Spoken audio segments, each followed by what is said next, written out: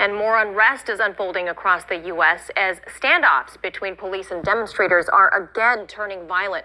Officers in Portland, Oregon, declaring protest in the city a riot for a second time in just a matter of weeks. Meanwhile, in Chicago, looters were caught on camera ransacking upscale stores while facing off with police there. RT's Trinity Chavez brings us the latest. Today, many waking up to shock and devastation. Chaos erupting in the streets of Chicago overnight. Hundreds of looters descending on the city's upscale Magnificent Mile and other shopping areas, smashing windows and clearing out high-end stores in what appeared to be orchestrated attacks. These individuals' engagement can only be described as brazen and extensive criminal looting and destruction.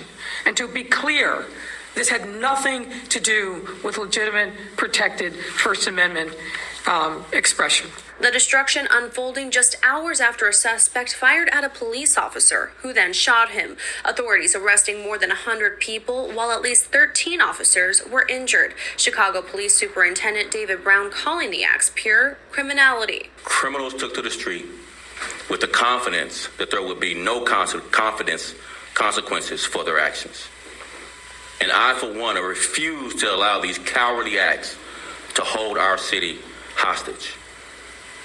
DPD will not stand by as our beautiful downtown becomes someplace that people fear. Meantime, over to Portland, Oregon, that city declared yet another riot on Sunday, while protesters blocked roads and set dumpster fires as they marched to the police union building where a fire was started in one of the offices a night earlier. You're subject to arrest if you do not disperse. Several people seen lighting fires and hurling objects at officers. The clashes occurring not even 2 weeks after federal officers left the city following weeks of violent clashes between them and protesters. Local leaders hoped the withdrawal would calm tensions between law enforcement and demonstrators.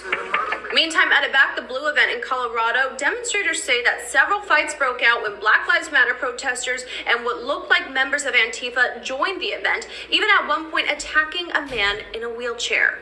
Reporting for In Question, Trinity Chavez, RT.